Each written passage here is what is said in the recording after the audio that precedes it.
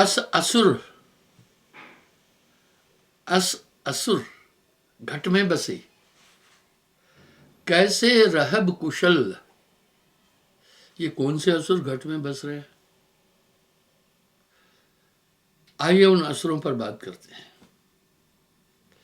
इन असुरों के लिए गोस्वामी जी ने भी रामायण में बहुत अच्छा विश्लेषण दिया। प्रबल अविद्या का परिवारा, खल कामादिक मोह अपारा। जैसी आत्मा की व्याख्या शास्त्रकारों ने शास्त्रों में की है, एक भी चीज नजर नहीं आ रही इंसान में। अब यहां साहब कह रहे हैं अस असुर, ऐसे असुर कैसे? काम क्रोध लोभ मोह अहंकार आदि घट में बसे, शरीर में रहते हैं, कैसे रह कुशल।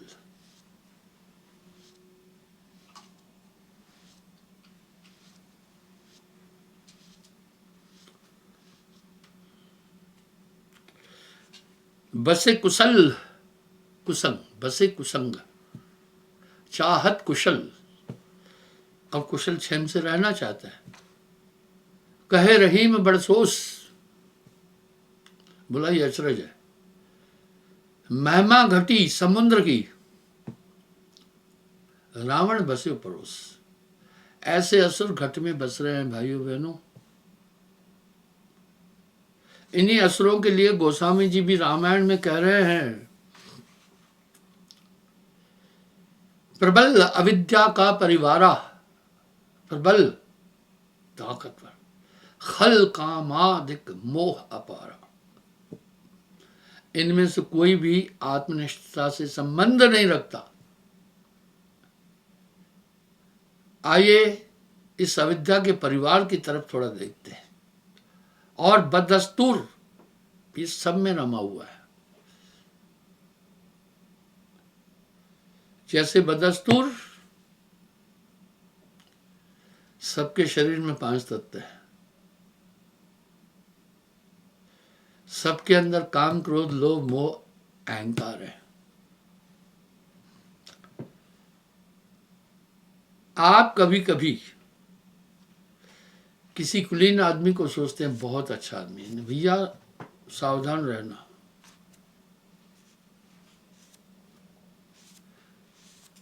कोई भी अच्छा नहीं है। आपको जरूर मेरी बात उल्टी लग रही होगी।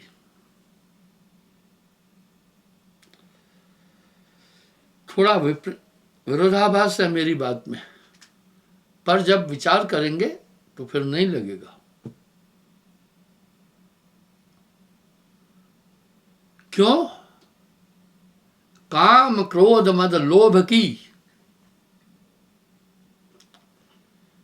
काम क्रोध मद लोभ की,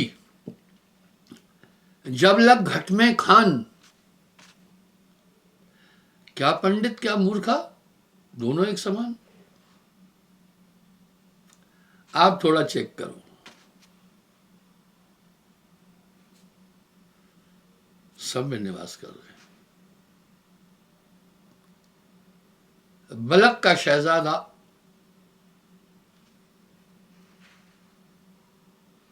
साहब के पास पहुंचा। उस समय साहब का शिक्षा और अध्यात्म पीक पर था। काशी आए,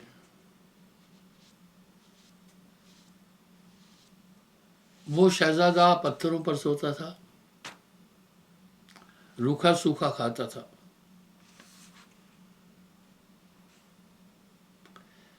एक दिन किसी साधका ने साहब से बोला, महाराज ये बड़ा सेवक है, इसको दीक्षा दो।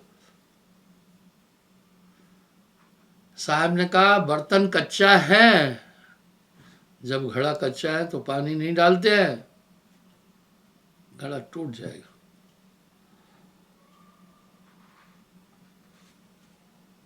साधका ने कहा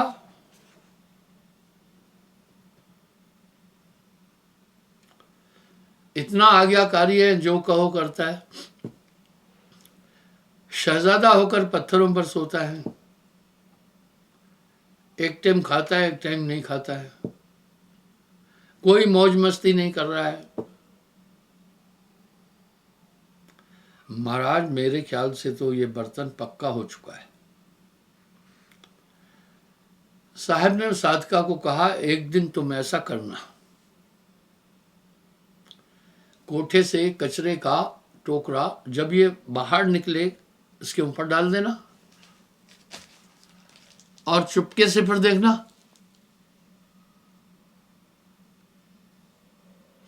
साधिका ने वैसा ही किया।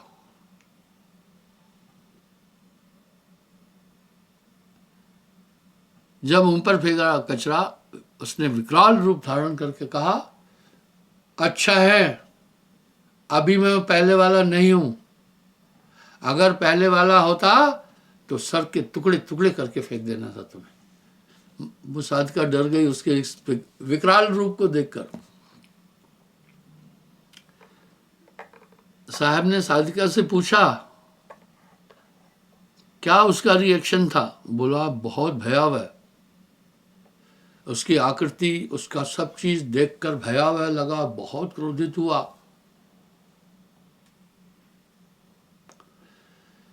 काम क्रोध मद लोभ की जब लग घट में खान, क्या पंडित क्या मूर्खा, दोनों एक समान। ये सब के अंदर अस असुर घट में बसे। अब साहब कह रहे हैं, ऐसे असुर घट में रह रहे, कैसे रहब कुशल, कैसे कुशल हो सकते हो? रहीम कबीर ने भी अच्छा तंज कसा है। बसे कुसंग, कुसंग में रह रहा है, चाहे कुशल, और कुशलता चाहता है। कहे रहीम बरसोस, ये आश्चर्य है। महिमा घटी समुद्र की, जो रावण बसे पड़ोस, समुद्र पर कोई पुल नहीं बनाना था, उसकी मर्यादा है। लेकिन रावण का संहार करने के लिए राम जी ने पुल बनवाया, वैसे पुल कोई नहीं बनाना था। देखा, कुसंग में रहने के कारण समुद्र के पड़ोस में था रावण की लंका। इस तरह ऐसे असुर घट में रह रहे, कोई भी कुशल नहीं है, और ये इतने छिपकर बैठे हुए हैं, तनिक मौका पाकर अपना जलवा दिखा देते हैं।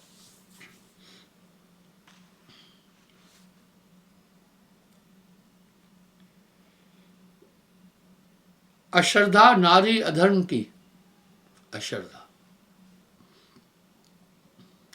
आप देखते हैं कुछ लोगों में श्रद्धा ही नहीं है, क्योंकि अश्रद्धा का आवरण उसके ऊपर पड़ा हुआ है। कितना भी समझाओ जल्दी नहीं समझता है। पर गोस्वामी जी एक बात करें, षट सुधरत सत्संगत पाही, पारस परस कुधात सुहाई।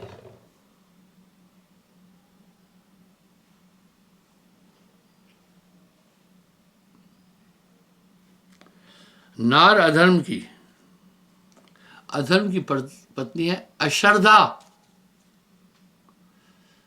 आप ऐसे लोग दुनिया में देखते होंगे जिनमें श्रद्धा नाम की चीज नहीं है, उनका दोष नहीं, उनमें अधर्म बसता है, और उसकी नारी है अश्रद्धा। असत्य, सुत असत्य बलवान, उस असत्य अश्रद्धा का पुत्र है झूठ, बहुत बलवान है। कुछ लोग झूठ को इतने सलीके से बोलते हैं कि आदमी भौचका रह जाए।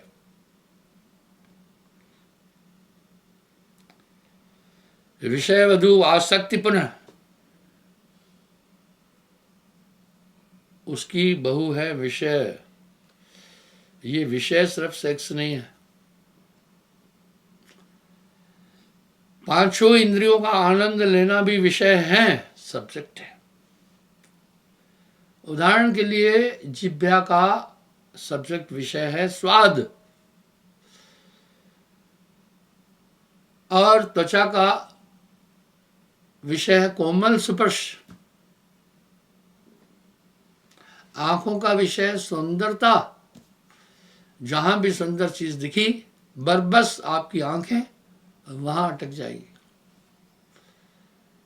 नाक का विषय है सुगंध, जब भी कहीं सुगंध नाक को मिली खड़े होकर यूं करेगा, आहा, ऐसा करेगा। कान का विषय है मधुर शब्द,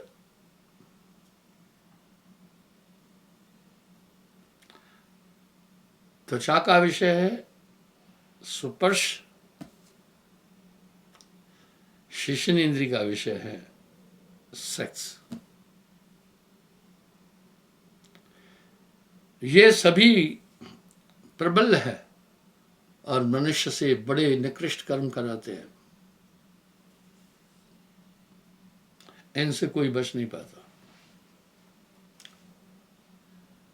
काम प्रबल अति भयंकर महादारुण काल, गण गंधर्व,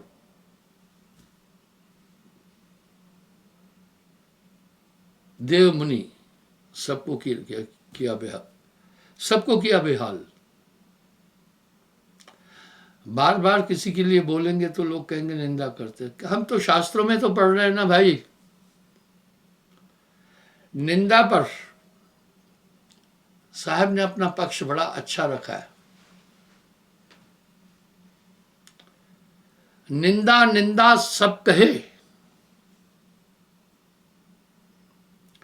निंदा न जाने कोई। बोला निंदा कोई जानता ही नहीं क्या होती है। निंदा निंदा सब कहे, निंदा न जाने कोई, जैसे को तैसा कहे, वो भी निंदा न होए, वो निंदा नहीं है। हम शास्त्रों में पढ़ते हैं, वीतरांग साधना करने वाले हमारे पूर्वज ऋषि मुनि, उनको कैसे बगुरचे में लिया माया ने। ये बहुत प्रबल, इन सब मिल जीव ही घेरा, इस आत्मा को घेरे हुए है। बहुबंधन ते बांधिया एक बेचारा जीव, जीव बेचारा क्या करे जो न छुड़ावे भी।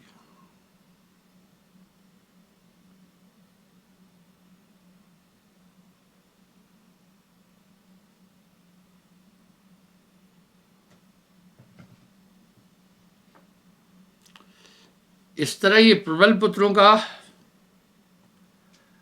कुटुंब यह कहूं भिन्न विस्तार।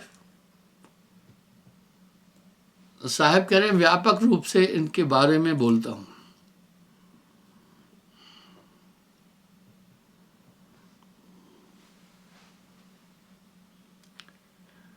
सुता प्रिया प्रवृत्ति की, इस माया की पुत्री है प्रिया। जब भी कोई चीज प्रिय लगे समझना यही माया है। तब आपके एक आवरण आपके ऊपर आ जाएगा कि वो चीज प्रिय लगेगी, ये माया है।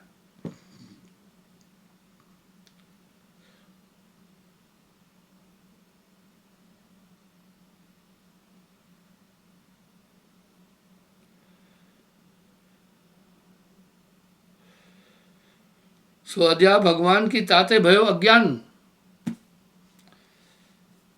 इसी अधम अश्रद्धा से ही अज्ञान उत्पन्न होता है। दीनी ताह विवाद सो मोह हर्ष बलवान, मिल अज्ञान वासना तिनते भव संतान, जेते लिखने में पड़े ते तो करूं बखान। बोल रहे सभी चीज आएगी नहीं लिखने में, मैं तब भी थोड़ा बखान कर रहा हूं।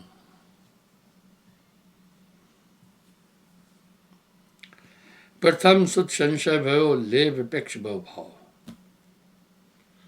पहला संशय ब्रह्म, संशय।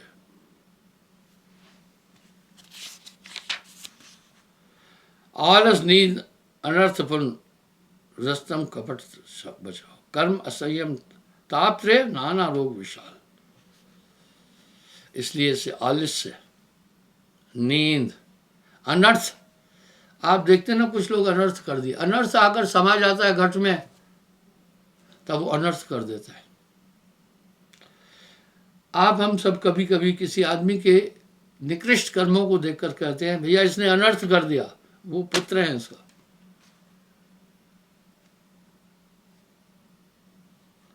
कपट, जब कपट आएगी तो ब्रेन की कोशिकाएं ऐसी हो जाएगी कि पूछो मत। कपट करने वाले बहुत तेज है।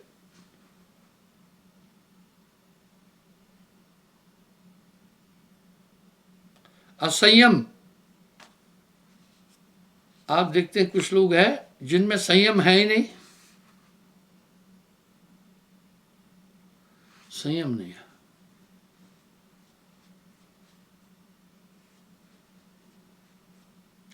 नाना रोग विशाल, यंत्र मंत्र नाटक घने और प्रपंच जगजाल।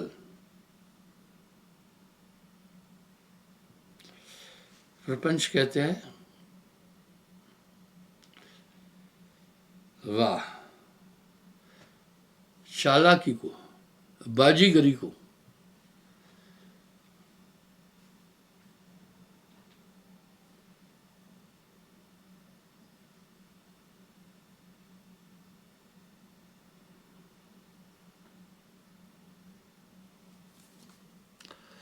और भ्रष्टंत, कभी कभी आप हम सब लोग किसी आदमी को नहीं, बड़ा भ्रष्ट है।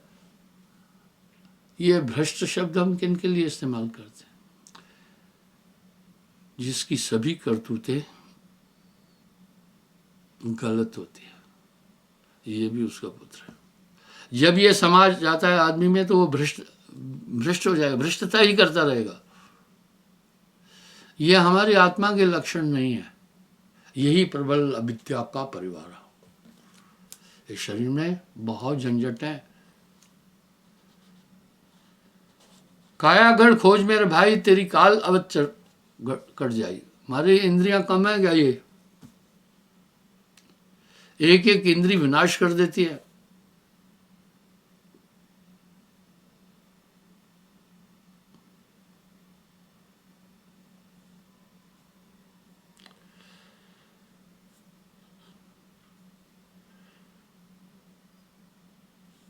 कामना कृपणता, जन मन कर उड़दाय।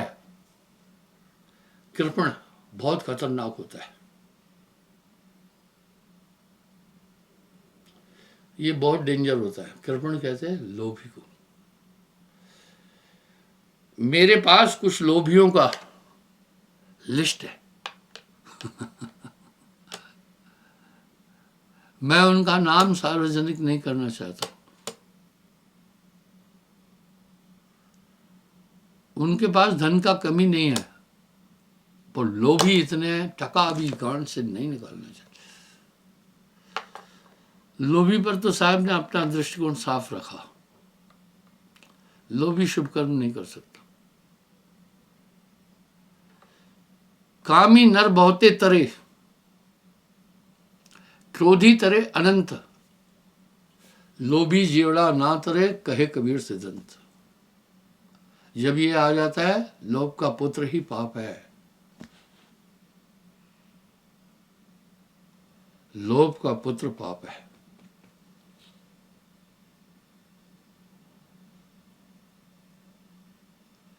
लोभ का पुत्र पाप है।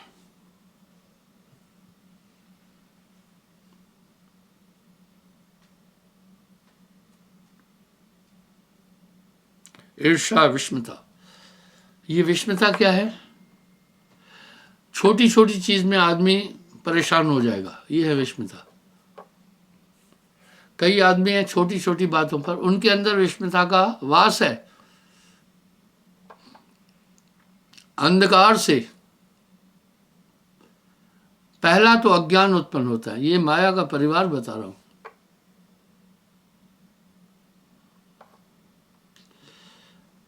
और अज्ञान से संशय,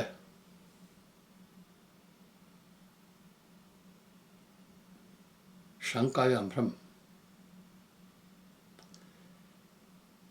फिर संशय से दुख, देखा एक अंधकार से। इस तरह जीव के हृदय में अंधकार है। क्या क्यों अंधकार है? तमोगुण है, रज तम सत 3 गुण है। इसलिए साहब चदरी आ झीनी रे झीनी में उल्लेख कर रहे 5 तत्व का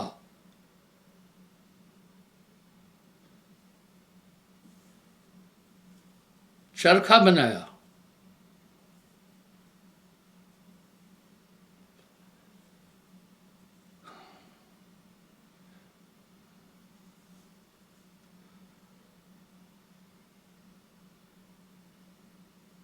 और 3 गुणन से ठाड़ी कीनी। 3 गुण रज तम सत। जब भी रजगुण उठेगा, तमोगुण जब उठेगा, बुद्धि अंधकार में हो जाएगी। तब आदमी अनर्थकारी काम करेगा। आपने अपने जीवन में एक चीज अनुभव की है, कई बार की होगी। कई बार कुछ ऐसे काम कर जाते हैं, आप बाद में बैठकर सोचते ये क्या कर दिया, ये तो करना नहीं चाहिए था। अब एक प्रश्न उठा, वो काम करने वाले भी आप थे, पछताने वाले भी आप हैं, क्या माजरा है? जब भी तमोगुण आ जाएगा, अनर्थकारी काम करेगा मनुष्य, लड़ाई करेगा, झगड़ा करेगा, बहुत बुराइयां करेगा। दूसरा रजोगुण है। जब रजोगुण छा जाएगा तो आदमी शरीर के सुख के लिए सब कुछ करने को तैयार होगा और केवल शरीर के आनंद के लिए जिएगा, आत्मा की तरफ जाने नहीं देगा रजोगुण।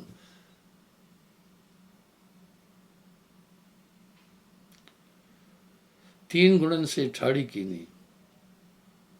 सतोगुण आएगा तो आप में शुद्ध विचार आ जाएगी।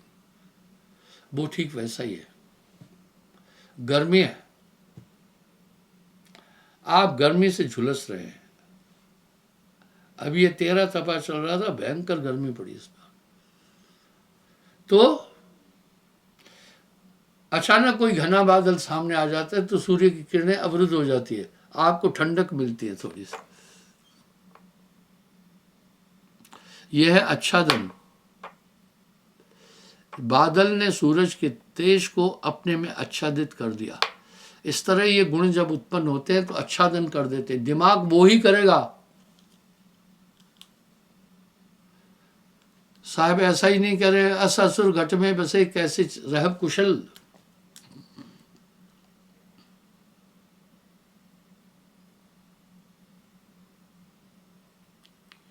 अकृपा कुटिलता नाम, अत्याधिक और घने कहे काम दुखधाम, रहे रहे काम दुखधाम। अकृपा क्या है? कुछ लोग हैं कृपालु है, किसी को कोई मारे तो उनको दया आ जाती है, नहीं मारो, ये कृपा है। लेकिन अकृपा क्या है? खूब मारो और मारो, क्रोधता। ये हमारी आत्मा के लक्षण नहीं है। बड़ी अच्छी बात है, तत्ववेताओं ने आत्मा के गुण लक्षणों की व्याख्या दी है। उसके बाद भी शरीर को देखिए ना, क्या क्या है। संतों घर में झगड़ा भारी, बहुत झगड़ा है। ये सब कैसे जाएंगे? प्रकाश होने के साथ अंधकार खत्म हो जाता है, अज्ञान खत्म हो जाता है, संशय खत्म हो जाता है, दुख खत्म हो जाता है। इस तरह हृदय प्रकाशित नाम से होगा। बिना नाम हृदय शुद्ध ना हुई, कोटिन भान करे जो। कौन सा नाम? दुनिया तो नाम भी जप रही। मैं अपनी गरीबी की व्याख्या कई बार कर चुका हूं, बार बार नहीं करूंगा।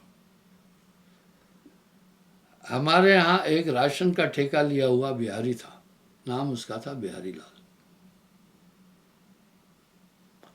और आमतौर पर राशन कौन लेता है? गरीब लोग लेते हैं। राशन की दुकान पर अमीर लोग नहीं जाते, गरीब। उसका एक नियम था, देखिए क्या नियम था, पक्का नियम था। अगर 1 किलो तोलेगा 900 ग्राम होगा, डंडी मारेगा, चाहे वो भिखारी आ जाए चाहे को। ये था। लेकिन सुबह शाम थाली में अक्षत, कटोरी जल लेकर जाता था, मंदिर में पूजा करता था। मेरे ख्याल से वो प्रभु को कहता होगा, आज मैं ठगी करूंगा काफी, कृपा रखना, आपको पहले बता के जा रहा हूं। शाम को दुकान बंद करने के बाद फिर वो नहा धोकर दोबारा जाता था और उसमें से कुछ थोड़ा बहुत रुपया अठाने चढ़ाता था। प्रभु को कहता था, आप सब देख रहे हैं, मैंने ठगी बेईमानी की है, उसमें से थोड़ा हिस्सा आपको भी दे रहा हूं, मुझे माफ करना। ये है संसार का हाल। इस तरह ये पूरी गड़बड़ जो अंदर दिख रही है, भयावह है। प्रबल विद्या का परिवार, खल कामादिक मोहापारा, ये अंदर रह रहे हैं, ये नाम के बिना नहीं दिखेंगे। आप खुद विचार करके देखें, नाम के बाद ये सब आपको अनुभव हो रहे हैं, इसलिए गुरु हृदय प्रकाशित कर देता है। नाम दीप धर देहरी, जो चाहे सो जिया। बंधु, क्षमा चाहता हूं, समय हो रहा है। धन्यवाद। कल पुनः मैं हाजिर हो जाऊंगा साहिब।